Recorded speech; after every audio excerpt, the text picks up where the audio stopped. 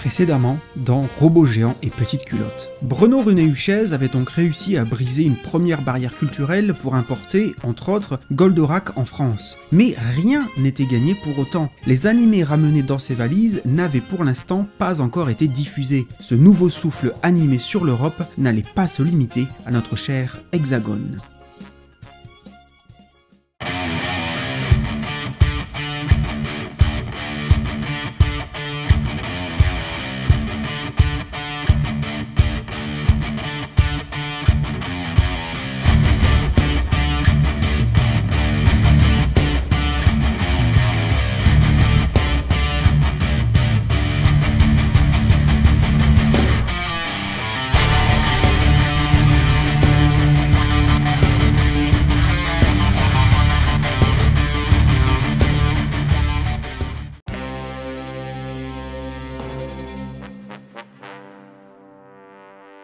C'est en fait en Italie que les catalogues de dessins animés d'Huchez déclenchent la folie. Comment alors expliquer que l'Italie prenne le relais et dépasse la France? Notre Français, qui possède les licences de tous ces dessins animés, y rencontre un certain Vittorio Ballini, dont la société a besoin de programmes pour la 5 de Berlusconi. Il veut tout lui acheter. À la RAI, Sergio Trinchero, qui s'occupe d'un programme de dessins animés, trouve un jour Nicoletta Artom, la responsable, dans tous ses états. Elle a vu des dessins animés japonais incroyables, quelque chose de tout à fait nouveau, du jamais vu. Un robot géant qui se transforme et s'envole, dirigé par un être humain. Les Italiens n'avaient jamais vu ça, et ils se posaient des questions, notamment sur la violence, mais dans le même temps, trouvaient le dessin animé très innovant. Ils suivent alors et dépassent même rapidement la France, car c'est chez eux que Goldorak va être adopté le plus vite, étant diffusé dès avril 1978 sur la RAI 2. Cette course effrénée à l'audimat explique ce besoin de programme et trahit également une faille juridique. En effet, en 1976, la Cour constitutionnelle italienne avait déclaré illégal le monopole de la RAI. En l'absence de législation,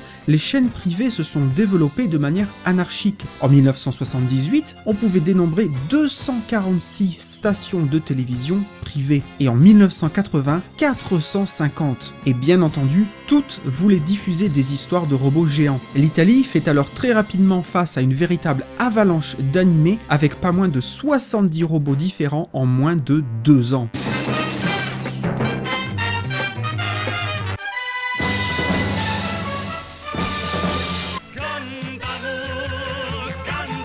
Mais si en Italie on s'arrache très vite le robot géant, en France, un ultime péril menace Goldorak qui a été acheté mais pas encore diffusé. Chez Antenne 2, Jacqueline Joubert, la nouvelle responsable des programmes jeunesse, trouvait Goldorak horrible et Candy mièvre.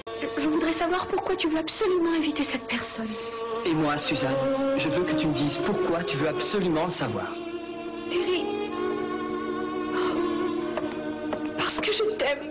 Comme ils étaient déjà achetés, elle voulait s'en débarrasser. Elle décida de les faire diffuser en catimini pendant l'été 78, se disant qu'à la rentrée, les anciens programmes reprendraient normalement. Ironie du sort, l'été fut terriblement pluvieux cette année-là et les enfants étaient tous devant la télé. Et c'est ainsi que Goldorak fut le seul programme à faire 100% de part de marché en France. Ce fut le début de la folie des produits dérivés avec les retombées que cela impliquait pour Antenne 2. Tout le monde voulait faire du Goldorak. La métamorphose de Jacqueline Joubert a été radicale. Du jour au lendemain, Candy et Goldorak n'ont eu à ses yeux que des qualités. Le robot d'acier sort alors vainqueur des épreuves en France et en Italie, et il se répand en Espagne où Mazinger, vendu par Huchez, obtient un énorme succès. Chez nous, on apprendra que bien plus tard que Goldorak était en réalité le 3e volet d'une trilogie dont les 2 premières séries n'ont jamais été diffusées en France. Mazinger Z, originellement diffusé au Japon à l'automne 72, connut un grand succès au Japon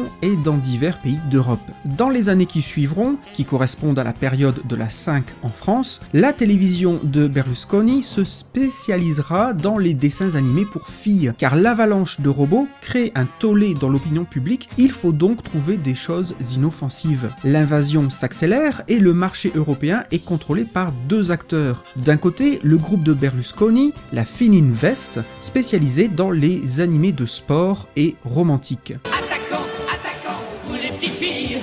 Attaquons, attaquons, vous êtes bien les plus malines.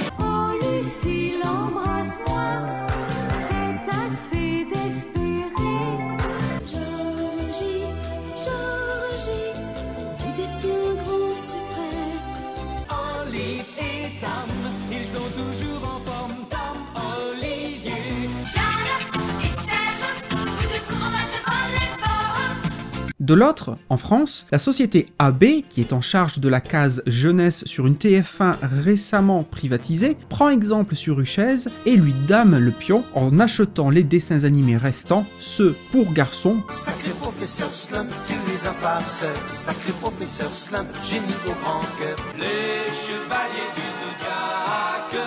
Quel survivant de l'enfer.